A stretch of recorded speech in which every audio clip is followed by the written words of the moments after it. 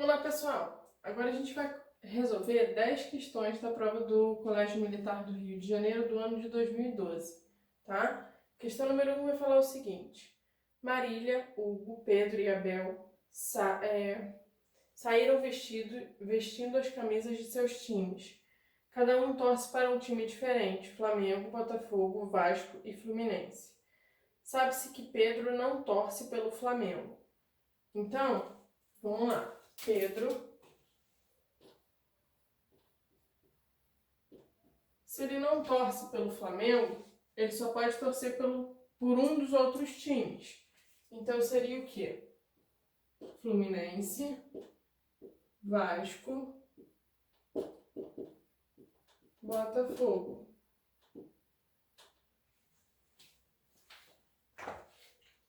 Continuando, né?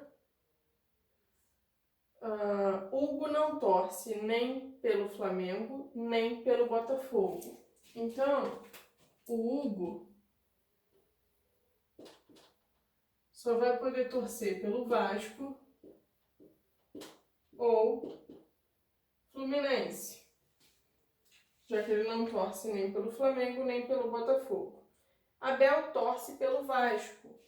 Então, Abel, a gente sabe que é o Vasco. E Marília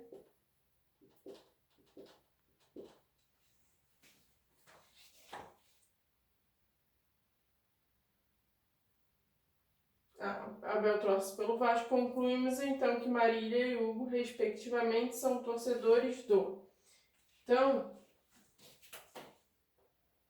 vamos lá. Se a gente sabe que o Abel torce pelo Vasco, então o Pedro não pode ser Vasco e aqui o Hugo também não pode ser Vasco.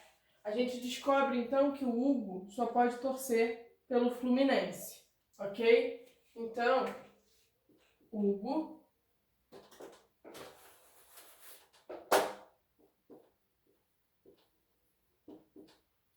Fluminense.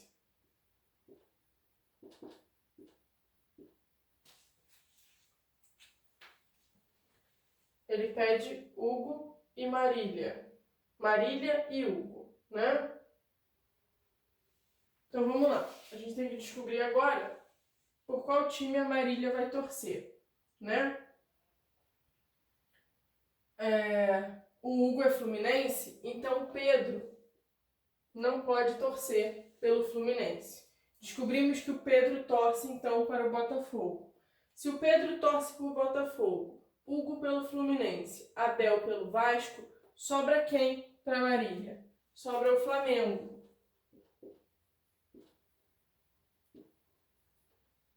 Vou botar aqui. Então, a gente tem que prestar atenção agora na ordem que o problema vai perguntar. O problema pergunta sobre a Marília e depois o Hugo. Então a resposta vai ser Flamengo e Fluminense. A opção que vai falar Flamengo e Fluminense é a letra A. Então o gabarito dessa questão é a letra A. Questão número 2. Contando-se os alunos de uma classe de 4 em 4, sobram 2. Contando-se de 5 em 5, sobra 1. Sabe-se que 15 alunos são meninas e que esta classe, o número de meninas é maior do que o número de meninos. Então, o número de meninos é igual a... Então, olha só. Ele dá uma informação aqui diferente pra gente do que está acostumado a resolver, tá? Esse tipo de problema. Ele restringe o número de alunos, ou seja, ele diz que o número de alunos é menor do que o número de alunas. A gente sabe que o número de alunas são 15, então alunos só pode ser 1, 2, 3, 4, 5, 6, 7, 8, 9, 10, 11, 12, 13 e 14. Essa é a quantidade de alunos que pode ter nessa turma. a gente sabe que o total de alunos eu vou ter que somar 15. Então, aqui eu teria um total de 16. Aqui, um total de 17. Observe que eu estou somando 15, porque 15 é a quantidade de alunas. Então, vamos lá. Somando 15, fica 18, 19,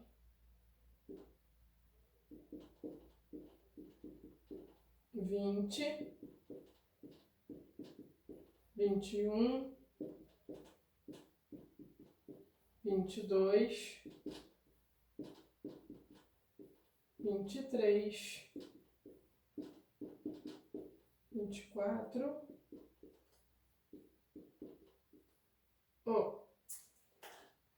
Estou somando 15. 25.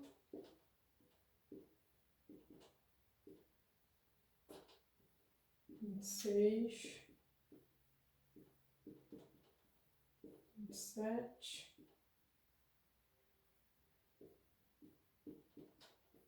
28. Por último, 29.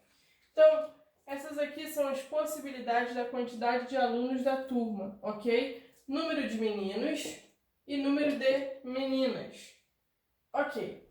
Ele vai falar que se a gente divide a quantidade de alunos por 4, sobra 2, e que se a gente divide por 5, sobra 1. Vamos pensar então em dividir por 5. Se a minha divisão fosse exata, ela terminaria em 0 ou em 5. Então, para ter resto 1, ou vai terminar no número 1, ou vai terminar no número 6. Quais as opções que a gente vai ter aqui, né? Eu posso ter 21, primeiro o 16, dividido por 5, dá resto 1. Depois, o 21, que dividido por 5, também dá resto 1. Posso ter o 26, ok? Números que são terminados em 6 ou em 1. Essas são as opções quando a gente divide por 5 para ter resto 1.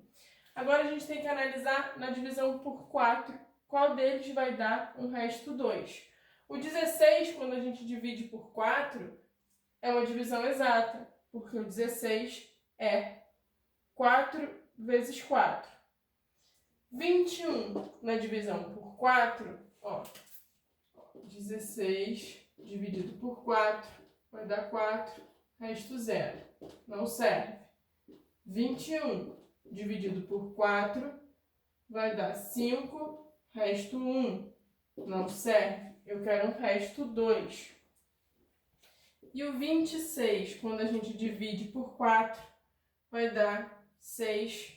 E aqui, o resto é 2. Então, ok, é o 26 a quantidade de alunos da nossa turma. Só que ele pergunta sobre o número de meninos. Então, meninos são o quê? 11, tá? Então, 11 meninos. A opção que fala 11 meninos é a letra E.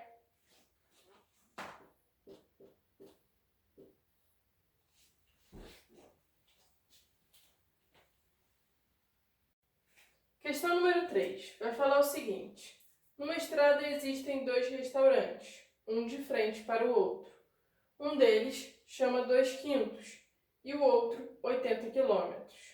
Esses nomes, dados pelos respectivos proprietários, indicam em que ponto eles se localizam a partir do início da estrada. O comprimento dessa estrada é... Então, olha só. Um restaurante, um deles se chama 2 quintos. Isso é uma fração. Numerador 2, denominador 5. E o outro, 80 quilômetros. Ele fala pra gente que um restaurante está posicionado de frente para o outro. Se um está de frente para o outro, significa que eles estão na mesma quilometragem da estrada, ok? No mesmo ponto da estrada, só que cada um de um lado. Então, esse local é igual, 2 quintos é igual a 80 quilômetros, um de frente para o outro. Então, vamos lá. Se 2/5 é igual a 80, a gente sabe que 1/5 vai ser o quê? É o 80 dividido por 2. Isso dá 40. Pensem aqui na barrinha, ó. Dividida em 5 partes. A gente sabe que 2 pedacinhos são os 80, ok? Então, um pedacinho só tem que ser igual a 40. É exatamente o que a gente calcula quando divide o 80 pelo numerador, que é 2. Só que ele quer a quilometragem da estrada inteira, ok? Então vamos lá, o comprimento da estrada todo. A estrada toda são os 5 pedaços. Então a gente vai ter que pegar esse 40 e multiplicar por 5. Vou pegar 40 e fazer vezes 5. Vai dar 200. Então a estrada tem um comprimento de 200 quilômetros, ok? Isso aqui, ó, quilômetros. A opção que fala 200 pra gente é a letra B. Então, o gabarito da nossa questão 3 é a letra B. Questão número 4. Estamos no mês de novembro de 2012. Daqui a 363 meses estaremos no mês D. O que a gente precisa para saber, né? Fazer essa questão, que um ano é igual a 12 meses. Então, se ele fala 363 meses, 363. Se eu divido isso aqui por 12, eu vou saber quantos anos equivalem 363 meses. Vou pegar 36 por 12, vai dar 3. É o próprio 36. Não sobra nada. Baixo 3. Consigo dividir 3 por 12? Não. Dá 0. E o resto dessa divisão é 3. Então, 363 meses, ó. 363 meses é igual a 30 anos e 3 meses. Vamos lá. Ele fala que atualmente, né, está em novembro de 2012. Então, novembro de 2012. Quando passar 366 meses, né, o que vai acontecer? Vai ter passado 30 anos. Então, aqui, ó, 2012, eu vou somar 30. Vou ter como igualdade o ano de 2042, ok? E se a gente está em novembro, 3 meses depois vai ser o quê? Dezembro, janeiro, fevereiro. Então, aqui a gente vai estar em fevereiro de 2042. A opção que vai falar fevereiro pra gente é a letra B. Então, o gabarito da questão 4 também é letra B. Questão número 5. Vai pedir para a gente calcular o valor da expressão numérica. Então, olha só. É uma expressão que envolve parênteses, então a gente começa aqui pelo primeiro parêntese. 2 menos 1. Isso dá pra gente 1. O que eu estou fazendo? Somando com 3. Aí aqui, 4. Vou repetir todo o resto, ok?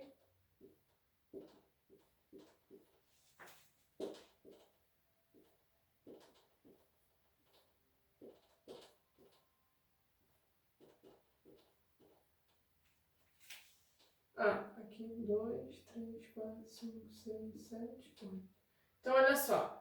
Próximo parênteses. 3 mais 1 vai dar 4. E aqui eu estou fazendo, ó, estou diminuindo 4. Repito todo o resto.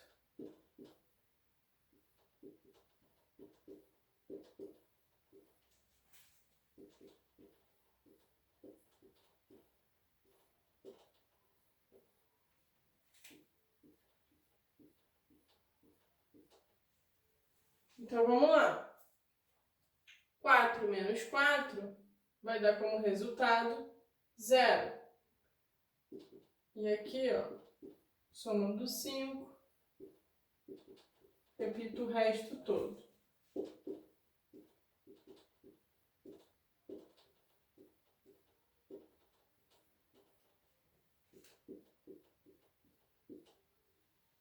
Cinco mais 0 vai ficar 5. Menos 6, mais 7, menos 8, mais 9, menos 10. E aqui somando 11. Vamos lá. 6 menos 5, a gente tem como resultado 1. Estou somando 7, tirando 8, somando 9, tirando 10, somando 11. 7 mais 1 vai ficar 8. Menos 8, mais 9, menos 10, e aqui mais 11.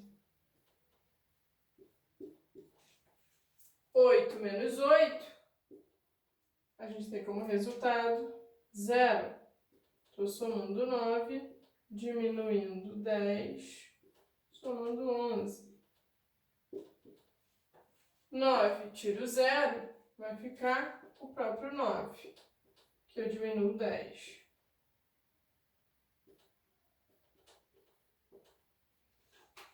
Dez menos 9 vai ter como resultado 1. Somar com 11, 1 mais 11 vai dar 12. A opção que fala 12... Peraí, só para ficar igual aos outros.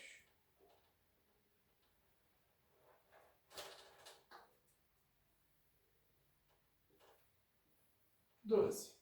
A opção que fala 12 é a letra C. Então, o gabarito da questão 5 é a letra C. Questão número 6. As informações a seguir levam a identificar dois números que aguçam a curiosidade. Quais são essas informações? Os números são múltiplos de 4, não são divisíveis por 5, são maiores que 300 e menores que 500. A soma de seus algarismos é 12 e todos os algarismos são diferentes. Então vamos lá. As opções que a gente tem para os números, eu coloquei aqui. A gente vai analisar opção a opção. Primeiro, ele diz que todos os algarismos têm que ser diferentes. Isso já descarta a letra A. Por quê? Aqui eu repito 3 e aqui a gente repete o 4. Isso não pode acontecer pela afirmação 5. Outra opção que a gente pode descartar é a letra E, porque ele fala que os números são maiores que 300 e menores que 500. E aqui ele está indo até o 516. Também não pode. Então, ficamos entre B, C e D. Ok? O que a gente vai observar agora? São múltiplos de 4, não são divisíveis por 5. Se não são divisíveis por 5, a gente pode descartar a letra D. Por quê? O 390 é um número que é divisível por 5, porque termina em 0. Então, posso descartar a letra D, tá? Ficamos entre B e C.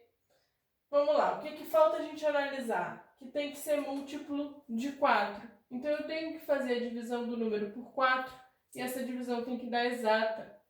Vamos lá, regra de divisibilidade do 4. A gente observa os dois últimos algarismos e tem que ser um número múltiplo do 4. Quando a gente observa aqui o 27 não é um número divisível por 4, ok? Então, podemos descartar nem o 17, ok? Nesse caso aqui, nenhum dos dois números vão ser divisíveis por 4. Posso descartar, então, a letra B. Vamos verificar a letra C, se vão ser divisíveis por 4. É só eu pegar o 72 e dividir por 4. 7 dividido por 4, mais próximo uma vez. Quando a gente diminui, sobra 3. Baixo 2. 32 é exatamente 8 vezes 4. A minha divisão aqui, ó, é exata. E quando a gente pega, aqui eu peguei o 72, aqui eu pegaria 0,8, que é a mesma coisa de 8. 8, a gente não precisa nem armar a conta. É um número divisível por 4. 2 vezes o 4. Então, a opção que vai respeitar todas as minhas afirmativas é a letra C. O gabarito da nossa questão 6 é a letra C.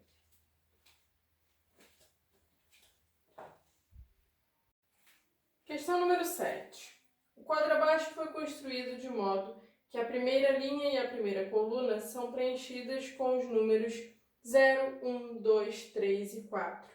Os demais espaços são preenchidos segundo a mesma lógica, ou seja, a regra que nos obriga a colocar o número 4 na segunda linha e na terceira coluna é a mesma que nos obriga a colocar o número 7 na quarta linha e na segunda coluna. Então, o que ele está falando para a gente, né? Eu tenho 0, 1, 2, 3 e 4, 0, 1, 2, 3 e 4. Ele fala que colocou o 2, o 4 e o 7. Então, aqui eu também tenho que colocar 2, 4 e 7, ok? Essa é a lógica que ele usa para completar o quadro. E ele vai querer que a gente determine um número obtido pela soma do A, do B e do C. Então, vamos lá. Segundo essa lógica, né, se aqui eu tenho 2, 4 e 7, aqui a gente tem 2, 4, 7 e o 11. Então, o número que completa aqui é o 11, ok? Bom, isso para de ajudar a gente aqui na próxima linha, né? A gente não tem como saber, certo? O que a gente vai saber aqui é que se aqui é A, aqui também vai ser A. Se aqui é B, aqui também vai ser B. Mas isso não ajuda a gente a descobrir quem é o A, quem é o B. Então, a gente tem que olhar aqui para o quadro e tentar descobrir como é que a gente pode completar uma outra lógica para a gente completar esse quadro, ok? Bom, qual vai ser a lógica que ele usa para preencher? Se a gente observa, sempre que eu fizer a soma de 2 mais 2, eu estou encontrando o 4. Se eu fizer a soma 4 mais 3, eu vou encontrar o 7. 4 mais 7, ou 7 mais 4, eu vou encontrar o 11. Então, eu estou somando os números que estão na diagonal e colocando embaixo o resultado. Então, olha só. 4 mais 4 vai dar o 8. Quem vai entrar aqui?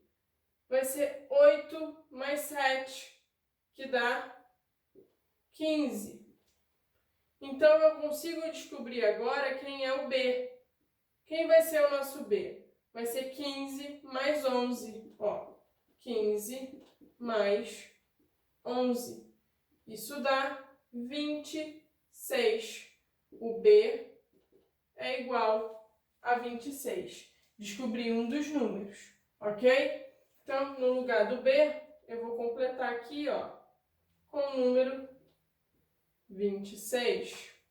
Continuando, né? Ó, 3 com 4 tá dando 7. 7 mais 8 vai dar o 15. Lembra que aqui tem que ser igual? Então, o A é 15. No lugar do A, a gente vai colocar 15. Fazendo aqui, ó, 15 mais 15 vai dar 30. 30 mais 26 vai dar 56. Ó, 4 mais 7 tá dando 11. 11 mais 15, 26. Ok, bateu. Era o número que tem que ser mesmo, tá? Para essa linha ser igual à coluna. Então, ó, 26 mais 30, 56. Beleza. E o último vai ser o quê? 56 mais 56. Então, o C, 56 mais 56. Isso dá 112.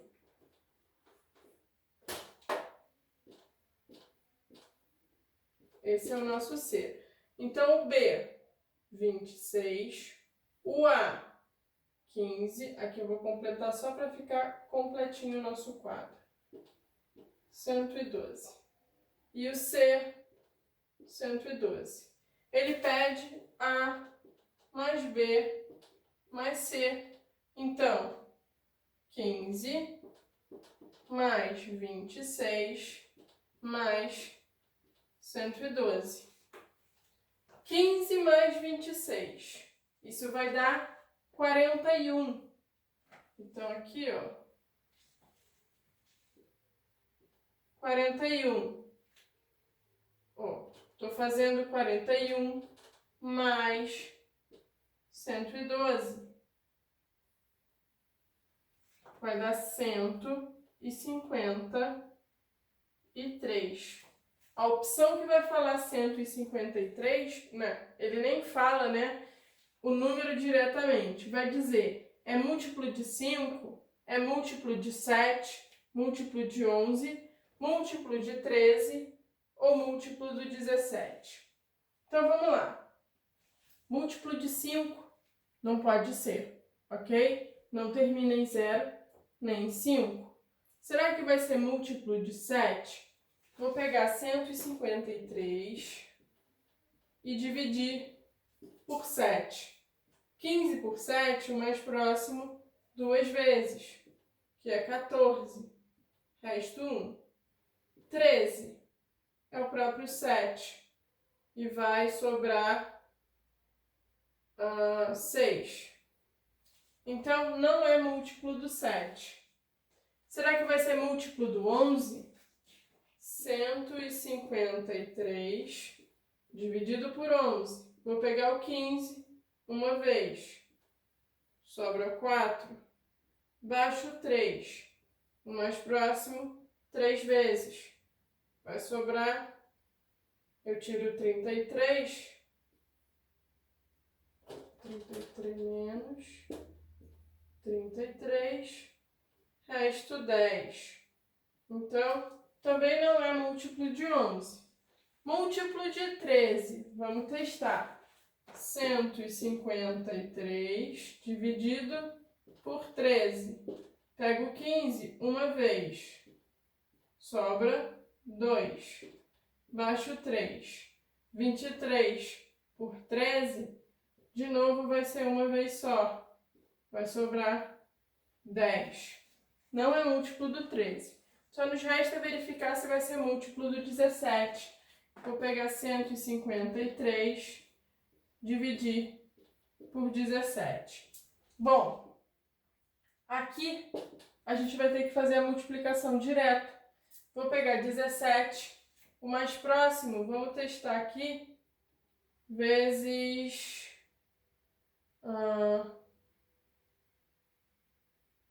9. 9 vezes 7, 63. 9 vezes 1, 9. Com mais 6, 15. Então, exatamente 9 vezes. A divisão aqui, ó, é exata. Se a divisão é exata, a resposta da nossa questão é a letra E. Ok? Bom, vou apagar aqui as contas para a gente poder fazer a questão 8.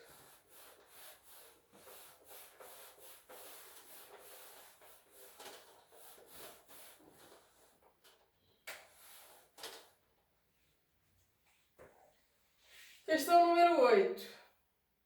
O algarismo das unidades do número obtido na multiplicação de 1 vezes 3 vezes 5 vezes 7 vezes 11 vezes 13 vezes 17 vezes 19 vezes 23 vezes 29 vezes 31 é. Pessoal, se vocês repararem, né, tirando aqui o número 1, o resto são todos números primos, ok? Na sequência que a gente tem os números primos. E aí, se a gente observa também, o que a gente pode ver aqui? São todos números ímpares, ok? Porque o único número primo que não é ímpar é o número 2. E ele não entra aqui na nossa multiplicação, tá? Se são números ímpares, multiplicação de números ímpares é um número ímpar, ok? Então, ó, vamos lá. Se a gente ver, eu estou em um momento multiplicando por 5. Se a gente multiplica por 5, termina em 0 ou 5, ok? Só pode ser 0 ou 5 o algarismo da unidade. Já observamos que todos os números envolvidos na multiplicação são números ímpares e, por esse motivo, não posso ter como resultado um número par, tá? Se eu não posso ter como resultado um número par, eu não posso ter um número terminado em 0, ok? Então, o 0 não serve pra gente. A única opção que sobra para a unidade é terminar com o algarismo 5. E a opção que vai falar 5 é a letra C, ok? Aqui não pode ser o 0, não é número par. Então, o gabarito da questão 8 é a letra C. Questão número 9. O quadro apresenta as medalhas ganhas por 4 países nas Olimpíadas de Londres em 2012. Estados Unidos, 46 ouros, 29 pratas, 29 bronzes, total de medalhas, 104. Alemanha, 11 ouros, 19 pratas, 14 bronzes, total 44 medalhas. Coreia do Norte, 4 ouros, nenhuma prata, 2 medalhas de bronze, um total de 6 medalhas. E o Brasil, 3 medalhas de ouro, 5 medalhas de prata, 9 medalhas de bronze, total 17 medalhas.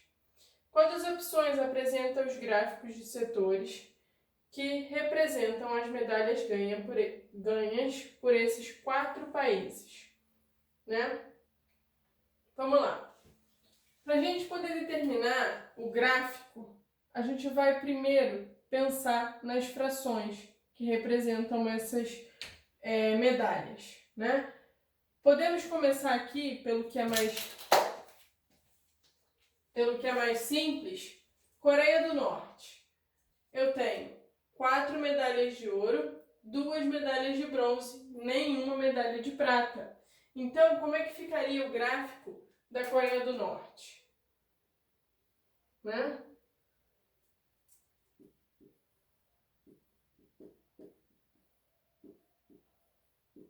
Coreia do Norte. 4 de 6. 4 em 6. Isso aqui me dá 2 terços. Dividir por 2, dividir por 2, ok? 2 terços. E a outra, 2 sextos. Isso dá 1 terço. Aqui também dividir por 2 e aqui por 2. Bom, estou dividindo em 3 partes iguais, ok? Então, é como se o meu gráfico tivesse dividido dessa maneira. 1 terço representa as medalhas de bronze e 2 terços representam medalhas de ouro. Observando o nosso gráfico, né? 2 terços são 2 pedaços pintados. Então, essa parte maior do gráfico são as medalhas de ouro. É o que ele chama de 1. E a partezinha menor, que é 1/3, são as medalhas de bronze, o que ele chama de 3. Bom, podemos então excluir algumas opções com o gráfico da Coreia do Norte, tá? Ficamos entre a letra A e a letra B. As outras opções não têm uma configuração de gráfico igual a essa, tá? Bom, vamos escolher outro para a gente analisar. Se a gente observa a Alemanha, é o mesmo gráfico, então não adianta nem a gente analisar a Alemanha. Podemos analisar os Estados Unidos e podemos analisar o Brasil, tá? Estados Unidos tem 46 medalhas de ouro, 29 medalhas de prata e 29 medalhas de bronze. A quantidade de medalhas de prata e bronze é igual, então a gente tem que procurar gráficos em que a representação do 2 e do 3 é a mesma coisa. E se a gente observa aqui ouro é maior do que prata e bronze. Então, o que é o número 1 do nosso gráfico tem que ter uma área maior, ok? Tem que ter uma parte maior do gráfico. Analisando as letras A e B, né? Se a gente analisa a letra A, ela está dividida em 3 partes iguais. Só que a gente viu aqui que o ouro, ele é maior, ele tem que ocupar um espaço maior, tá? E se a gente observa a letra B, exatamente o que ele representa pelo número 1 é maior do que o 2 e o 3. E o 2 e o 3, além disso, tem que ser iguais. Exatamente o que vai fazer a configuração da letra B, ok? Então aqui, ó, o gráfico dos Estados Unidos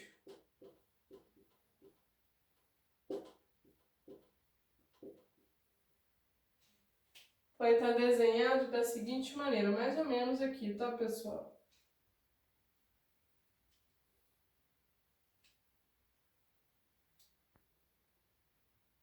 Esse daqui ele chamou de 3, aqui 2 e aqui 1.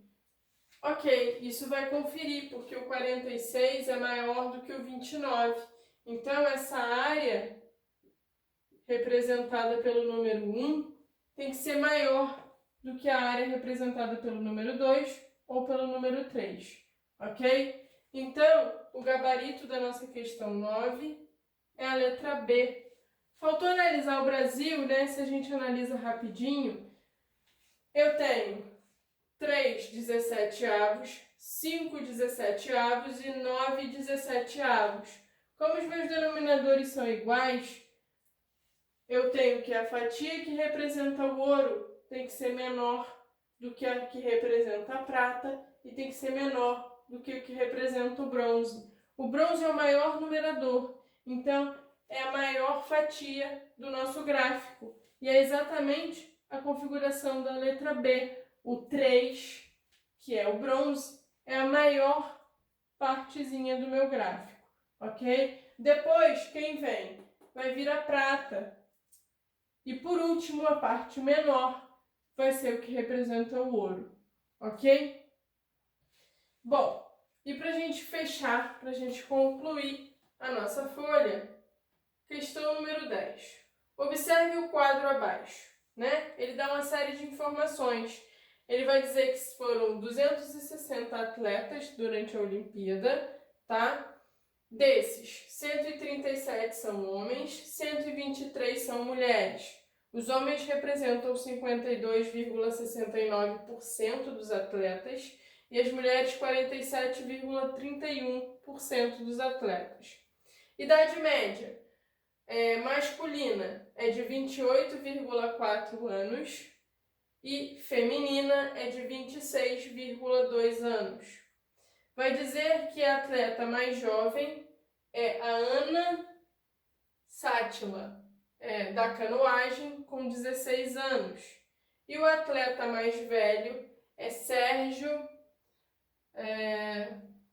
Fofanoff, do hipismo, CCE, 44 anos. Então, vamos analisar o que ele diz nas nossas opções. E ele quer o quê? Podemos afirmar que. Ele vai querer aquela que vai falar uma afirmativa verdadeira. Então, analisando. Letra A. Letra A vai falar o seguinte. A idade média dos atletas masculinos e femininos que foram a Londres é maior que 27,3 anos. Idade média. O que quer dizer idade média, né? Eu vou pegar a soma de todas as idades dos atletas e dividir pela quantidade de atletas. Então, média masculina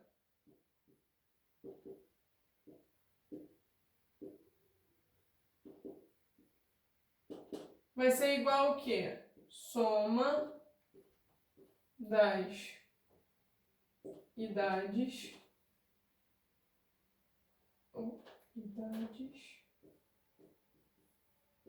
dos homens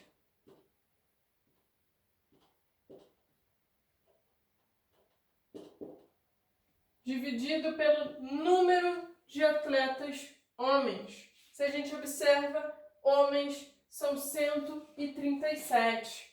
137, tá? E qual é a média masculina?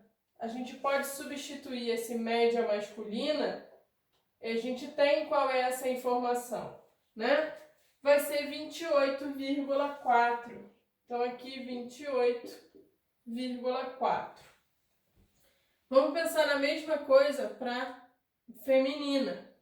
Média da idade feminina é de 26,2. 26,2. Isso aqui, ó, soma das idades. Aqui é 2 homens e aqui das mulheres. Dividido pelo número de mulheres que foram à Olimpíada, 123. 123. Então, bom, se ele quer a média masculina e feminina, né, do total de atletas, o que eu tenho que fazer? Soma das idades dos homens mais soma das idades das mulheres e dividir pelo total de atletas, que é 260. Então, com isso daqui, a gente consegue determinar qual é a soma das idades dos homens, ok? Dos homens vai ser o quê? A multiplicação é de 28,4 por 137, ok? Então, soma das idades dos homens eu vou representar aqui por H, ok? Vai ser... Não, melhor. Deixa eu colocar homens. Soma das idades dos homens, 28,4 vezes 137, ok? Bom, essa conta vai dar... Resolvendo, 3.890,8. E a soma das idades das mulheres vai ser igual a multiplicação de 26,2 por 132. 26,2 vezes 100. Eu disse 132 é 123. Ok? Bom, essa conta vai dar como resultado 3.222,6. 3.222,6. Para a gente saber a média das idades, eu vou ter que fazer a soma de 3.890,8 mais 3.222,6 e depois dividir pelo total de atletas, que é 260, ok? Essa soma vai dar 7.113,4. Estou dividindo por 260. Isso daqui vai ser igual a 27,359 e continua. A minha divisão não tem fim. Mas se a gente observa, 27,359, isso é um número maior do que o 27,3. Se a gente compara números decimais, né? A minha parte decimal, já que a minha parte inteira é igual, vamos comparar a parte decimal. Parte decimal igual a 3 e aqui parte decimal igual a 3 não, né? Que para a gente comparar, eu tenho que colocar a mesma quantidade de casas. Se a gente compara, por exemplo, né? Vamos fazer aqui do ladinho. Eu tenho 27,3 e 27,35. Ok? Estou pegando aqui mais uma casa decimal. Quem é maior, 27,3 ou 27,35? Para a gente comparar, parte inteira é igual. Vou comparar a parte decimal. Tenho duas casas decimais, aqui eu tenho uma só. Vou completar aqui com um zero. Então, eu fiquei com 30 e fiquei com 35. O 35 é maior do que o 30. Então, significa que o 27,35 é maior que o 27,3, ok? Então, a idade média dos atletas masculinos e femininos, de todo mundo junto, é maior do que o 27,3, ok? Com mais uma casa decimal, a gente já constata que é maior. Imagina que são infinitas. Então, o gabarito da questão vai ser de cara a letra A. A gente já verificou que essa afirmativa é verdadeira. Não preciso nem verificar as outras, ok?